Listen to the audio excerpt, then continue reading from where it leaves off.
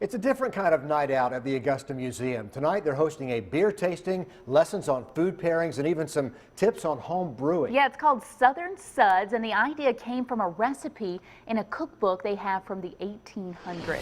As Christie reports, it's about blending the old with the new to try to attract a different kind of crowd. Christie?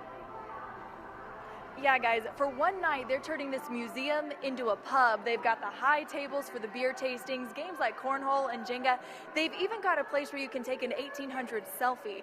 So they're hoping you'll stop by and come take a taste of something right from Augusta's past. Come for beer, stay for history, and take a sip back in time. So this is the cookbook itself, and it says Mrs. Hill's new cookbook.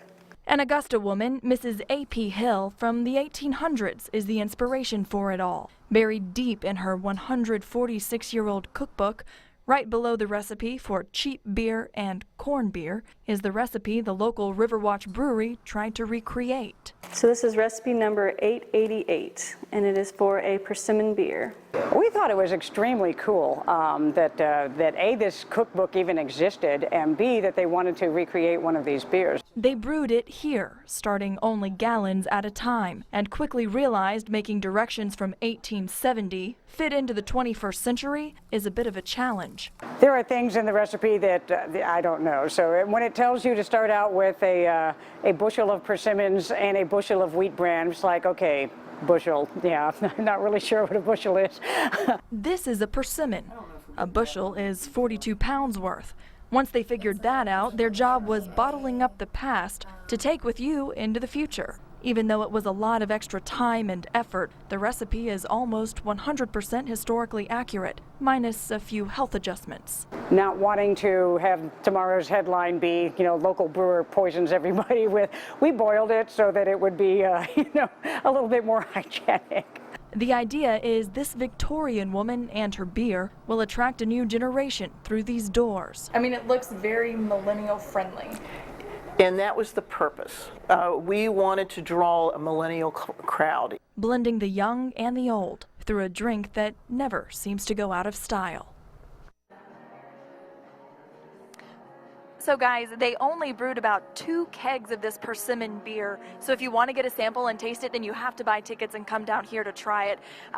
Or you can also buy a bomber. They have these bottles with these great labels too, where you can buy one of those. But because they did it the 1800 way and followed the recipe, all of the bottled beer still needs some time to ferment. You can actually see the yeast in the bottom. So it has a little reminder on the label. You actually can't open the bottled beer until November 21st. So maybe just in time for Thanksgiving, guys. Christie, I know you're on the clock, but that guy just snuck a sample right there behind you. I'm a lucky girl today, aren't I? Yeah. You have no, any idea I how actually it got tastes? a sample just a little. I do. I got a sample just a little bit ago. It's very light. It's very fruity. A persimmon is a citrusy fruit. It's really good. They didn't think this would be a bestseller, but if you like golden wheat beer, then you're probably going to like this one. So I say come on down. Now, here's the thing that's funny. They didn't realize how hard it would be to find a persimmon that's ripe this time of year. Right, yeah. So Riverwatch Brewery says they have about 50 pounds of persimmons that are just not quite ripe yet. So we may see this beer again maybe next summer. Fair enough. Great night at the museum, Christie. Thanks so much. And maybe that's my sample. Bring it back. Yeah, I'll bring it back for you.